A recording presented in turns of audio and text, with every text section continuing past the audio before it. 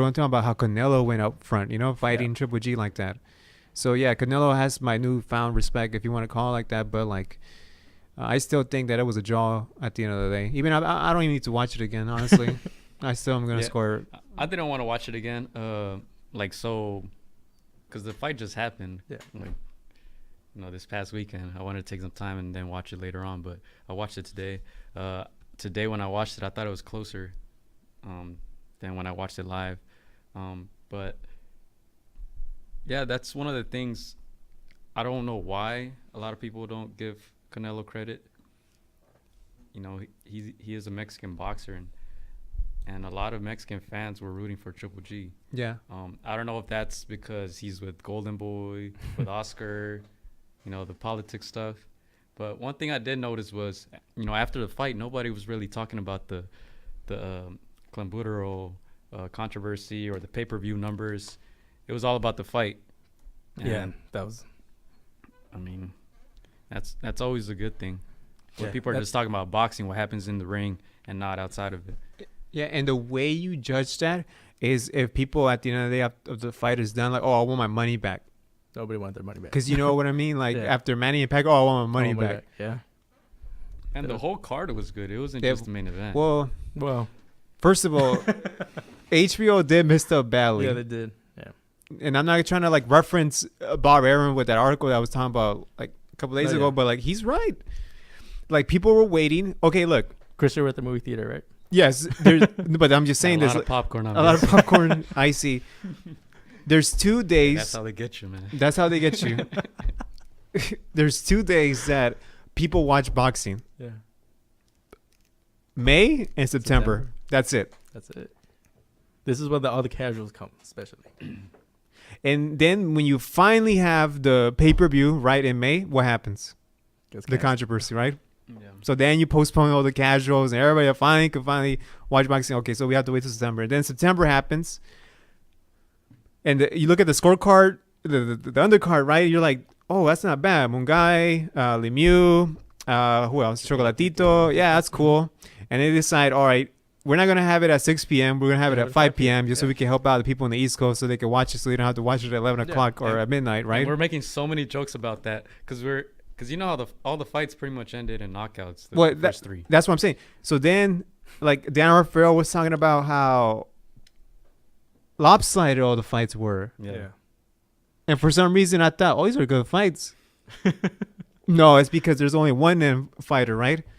And then you made the people wait like an hour and a half, basically, for that main event. Yeah, we had 2 of our guys go get peaks, and they missed two other fights. Yeah, and there was 2 knockouts between that time period. Wow. But we're making so many jokes because, even the people are going to get to the arena like pretty late, right? It's mostly. And Yeah. when people got there at 7, all the fights were over, and they had to wait an hour for the main event. You know what's so funny? Like, I didn't buy the popcorn and the icy until like after. I was thinking about buying it before the Mungai fight, but I was thinking, I don't know, I don't think so. Nah, so I ended up buying it during the intermission, dude. Yeah. There should never be intermission in boxing. Should never be intermission for real. Chris is at the popcorn and the icy. Is that a tradition? Every time I have to move it there, yeah. Yeah. Yeah. That hour and a half. I know that they really wanted to make sure that they had the event at 8 p.m. Yeah. But they should have known like these fights might end early. Like let's not give it. They gave each other too much time. Where like. And Chocolatito win like how many rounds? Yeah, like if you know that the first he fight, went, I think probably like 9 rounds. Just going back to the fight, I think in the 4th round was when Canelo got cut, and I think we mentioned it too, like before the fight. We're wondering like little things that can change the fight, and we mentioned cuts. Yeah. In this case, they did a very good job in Canelo's corner because you didn't really. It was a bad cut. It was. But you didn't really see all the blood, leaking down his face, and it was never a big factor for him. Because that could have got him in trouble if you can't see out of your left eye against Triple G. Not to mention like the blood starts flowing. That's gonna sway the judges a bit if it's a close round. Definitely. And after the 4th round too, I noticed Abel told Triple G that he was backing up too much. But I thought at that point Triple G's movement was good because in the middle rounds, a lot of times when they're exchanging, Canelo being the faster guy, he was getting the better of the exchanges. And that's when I think Triple G should have taken a step back and kind of reset. But he didn't really do that a lot. I don't know if that was because of Abel telling him you're backing up too much. But, I mean, I just don't think Abel had a good strategy for this fight. And that's something we talked about, Gio. Chris, I was like, Abel better have a plan B, C, D. And, You know, and it looked like he just had a plan A, and that's it. Just Yeah. stuck with it.